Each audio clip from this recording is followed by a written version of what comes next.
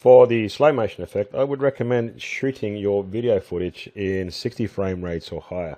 This allows it to play back much smoother. Now, I have a little clip on my timeline. Here is my training partner pretending to lift heavy weights.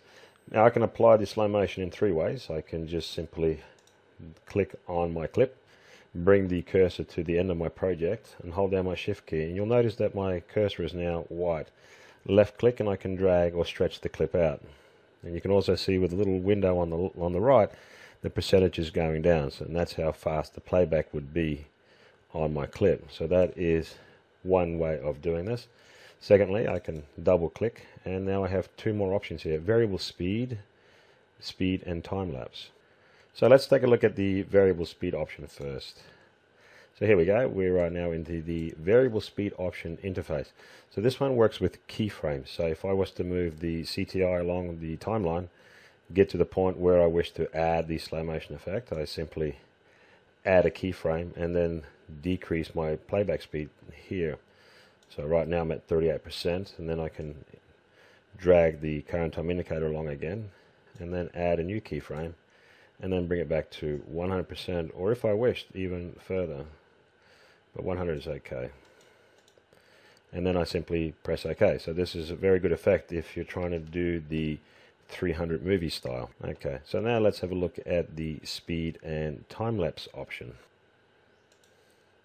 Okay, so this is the speed and time lapse interface. It's a very simple interface. I just have this one slider here, and that allows me to increase or decrease the playback speed.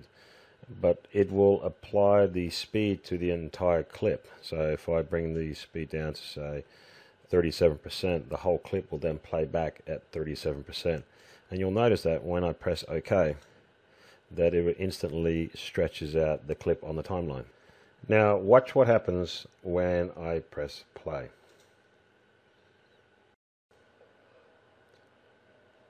Now you can see that the slow motion is not really that smooth, and that's because we haven't set the project settings to match the clip setting. So first thing I'm going to do is undo, and then I'm going to right click on my clip to have a look at my settings. So here we go. It's 1280 by 720 at a frame rate of 59.94. So that's good for slow motion. Now let's have a look at the project settings. So settings, project settings, and in my property window I can see that the current settings is 1920 1080 at 24 frames per second. So this is not going to match my clip, and the frame rate is too low.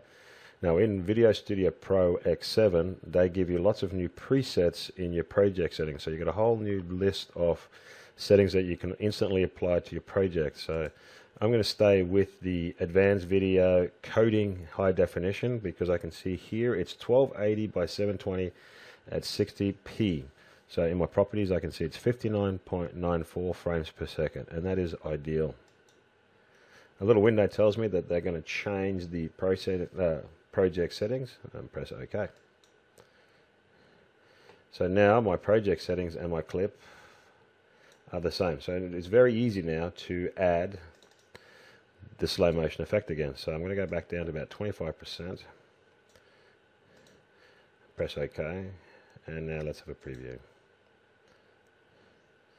So now you can see the transition, or the effect is much smoother.